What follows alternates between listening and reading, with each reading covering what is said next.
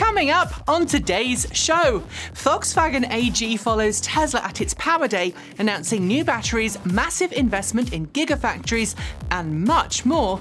Hindenburg Research's latest report causes the SAIC to examine Lordstown Motors, and BMW showcases the i4 electric sedan, but doesn't give us very much in the way of details about it. These stories and more coming next. Welcome back to TEN Transport Evolved News.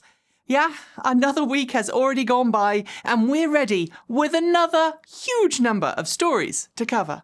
This show is sponsored by the Electric Auto Association. Stick around until the end of the show to find out how joining the EAA can help you finance your own clean energy or transportation purchase.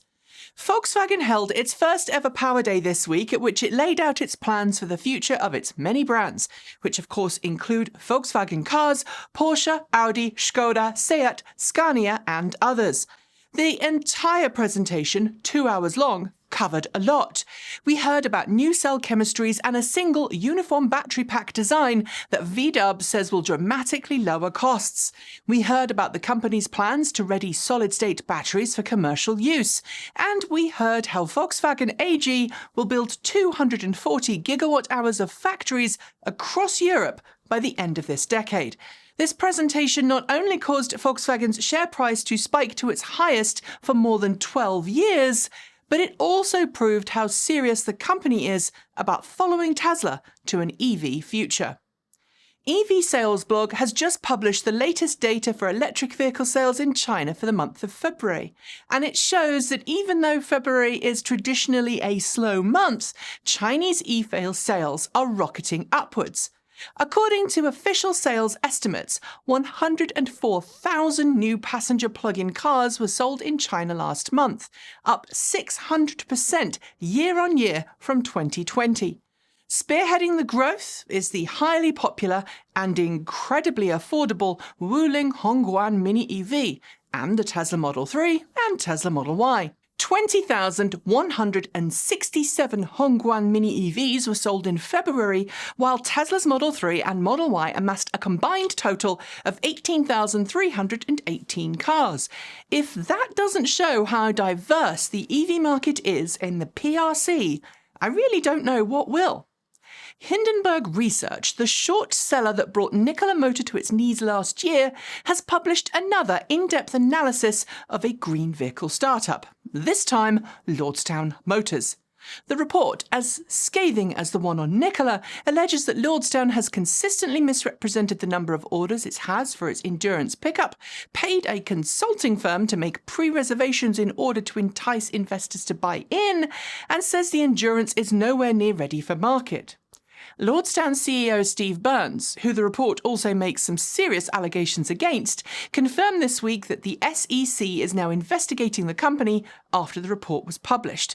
It's not exactly clear on what's being focused on, but the unloading of $28 million of stock by execs at Lordstown is likely right up there.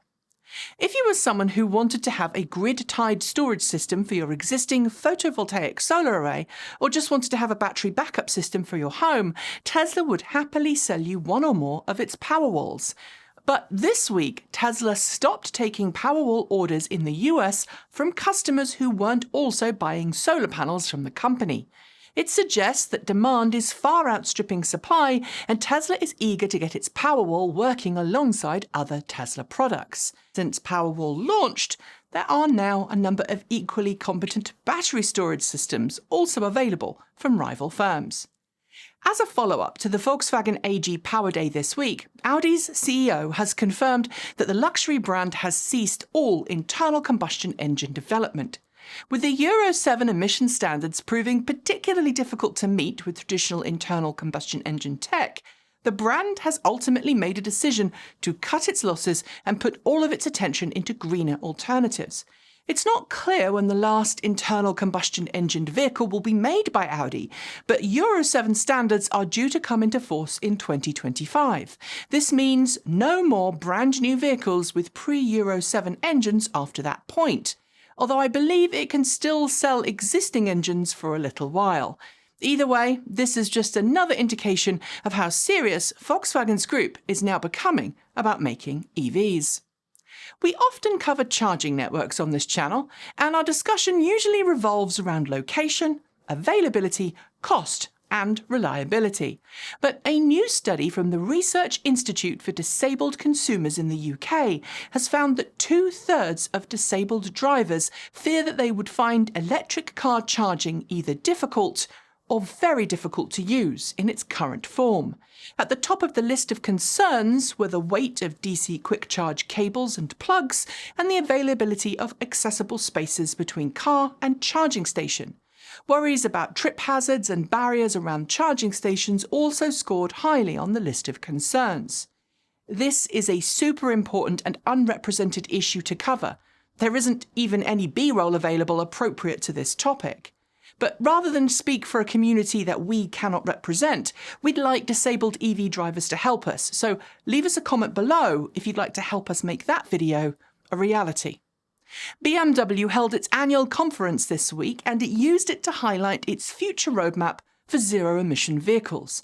Stopping short of fully committing to an electric future, the brand did comment that it would spend significant investments in EV production and batteries, and it was far less detailed than Volkswagen AG's presentation.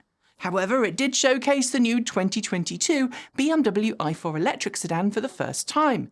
It was showcased on screen and on stage, but we didn't get a whole lot of information about the car's specs, save for an estimated 300-mile, 482-kilometre EPA range and a sub-4-second sprint time. We are told to expect more specs, pricing and a peek inside in the very near future. Electric truck startup Bollinger Motors has been unusually quiet these past few months, but this week revealed official pricing and specifications for its Class 3 B2 Chassis and Chassis Cab trucks.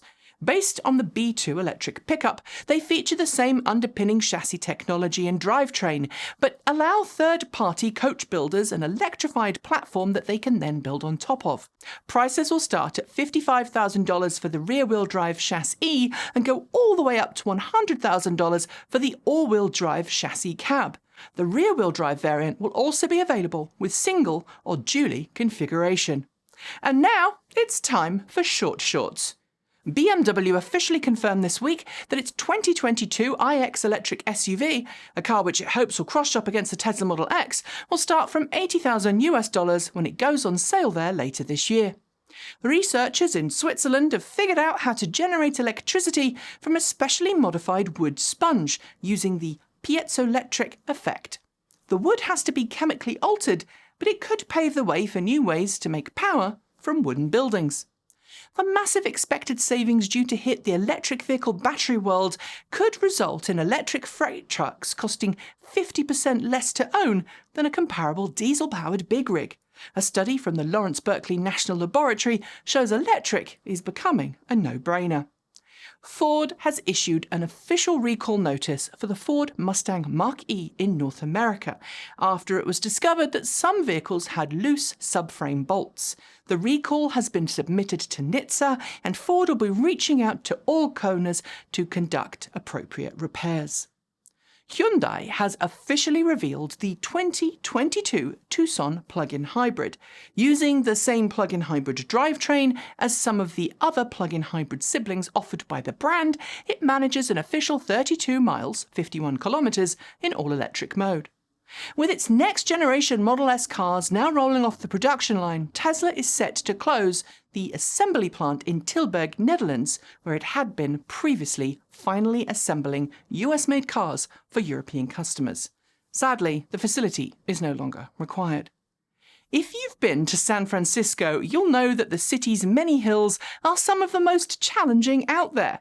And now Amazon's Rivian-made delivery trucks are heading there to prove they've got what it takes. Trucks will be based out of Richmond, California. EVGo has announced a new partnership with Midwestern grocery store Major to install EV charging stations at its locations throughout the Midwest. Supercenter sites will be featured with up to 350 kilowatts of rapid charging. A new accident between a Tesla Model Y and a Semi this week, in which the driver claimed he didn't have Autopilot enabled, is still under investigation. and a second accident in which a Tesla ran into a police car is also being blamed by the driver on Autopilot. However, there are no official evidence available yet that either vehicle did or did not include semi-autonomous technology at the time of the crash. Volkswagen has officially begun US deliveries of its ID4 electric crossover. While it will eventually assemble North American cars at a production facility in Tennessee, initial launch market cars have been shipped to the US from Germany. The United Kingdom's government has come under criticism from some EV fans for changing its electric vehicle grant programme. Now there's a maximum of £2,500 sterling, and high-end cars like Tesla are no longer eligible to take the grant. Hyundai has struck a deal to offer all new Hyundai EV customers, that's those buying the 2021 model year Kona EV and Ioniq EV, 250 kilowatt-hours of complimentary charging on the Electrify America charge network. Tridos Investment Management announced this week that rather than invest in Tesla, it's decided to invest in Toyota instead. The reason? While both companies offer future green vehicles, the investment arm feels Tesla's company structure and the way Elon Musk behaves is more volatile than Toyota's management structure. Tesla has officially lobbied the UK government to increase the amount of taxes that are levied on petrol and diesel vehicles. It's not clear if Tesla's proposal will be followed, but it called for VAT exemptions on EV sales, as well as tougher taxes on all ICE vehicles. Canadian electric truck and bus specialists Lion Electric has announced that it will build a new battery manufacturing plant and innovation centre in Quebec. The facility represents 185 million Canadian dollars of total investment. Toyota has apparently tried to lobby the US government to slow down its planned adoption of electric vehicles. Talking this week at a Senate Energy and Natural Resources Committee hearing, one Toyota executive testified that the Biden administration's EV goals are impossible to achieve. As part of the Volkswagen AG Power Day this week, the company's luxury performance brand Porsche announced its own network of high-power Porsche-branded charging stations. They will include on-site facilities and fit the brand's high-class image. Chinese firm SAIC has unveiled a brand new electric vehicle concept this week in the form of the RES33 electric coupe. It's not a bad-looking vehicle and hints at a new Chinese market model that we can look forward to. Meanwhile, MG, also owned by SAIC, has unveiled a new vehicle, the Marvel R. It's a tri-motor SUV that will go on sale in the near future and offers decent performance and impressive range per charge. Expect pricing and market availability very soon. Opel teased what it's calling the Opel Manta GSE Electromod, a classic Opel Manta from the 1970s with an electric heart. I'm excited to hear more about this soon, but it does seem to hint that maybe, just maybe, Opel is working on a crate motor option for EVs. The Jeep Wrangler 4xe, the first Jeep Wrangler to get a plug, has been given its official EPA rating this week. As a plug-in hybrid, it manages to do just 21 miles or 34 kilometres in all-electric mode, which, frankly, is a bit pants. Kia has confirmed that the world premiere for its EV6 electric car is scheduled to take place on March 30th. We now know a little more of what this new vehicle will look like, but expect the actual reveal event to tell us far more. I've got to say, I'm quite excited. Toyota has been really trying hard to sell its Mirai hydrogen fuel cell sedan, and it's not getting a lot of traction. This week, we learned of new discounts that look its effective price to under half of that of the car's official MSRP. Barely more expensive, in fact, than a Toyota Prius. The Ox Global Vehicle Trust, spearheaded by designer Gordon Murray, among others, has officially launched a crowdfunding campaign to get its vehicles into production. The Ox is designed to be flat-packed and assembled locally and could bring e-mobility to communities in remote parts of the world. Sono Motors has officially hired Marcus Vollmer as the new CTO of the company. He replaces the firm's previous CTO, who actually left the company nearly a year ago. Sono Motors revealed its pre-production Sion back in January at the virtual CES 2021.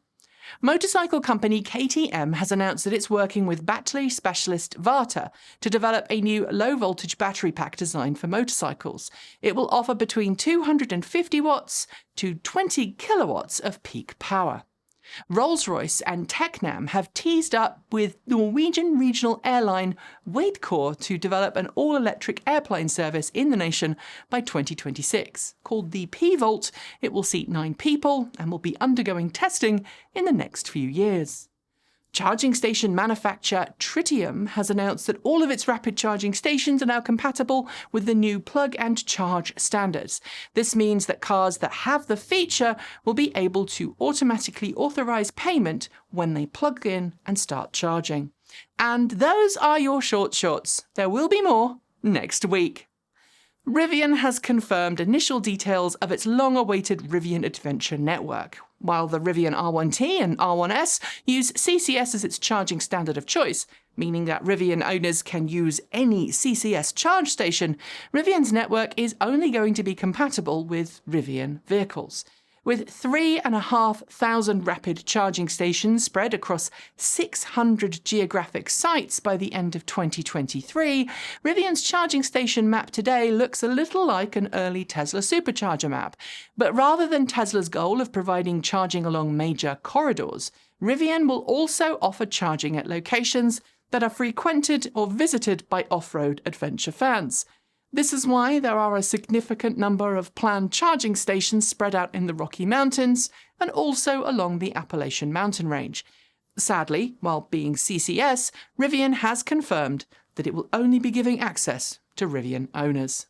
And finally, Canadian microcar specialist Electromechanica has officially chosen Mesa, Arizona as home for a new US production facility where it will make US market solo EVs.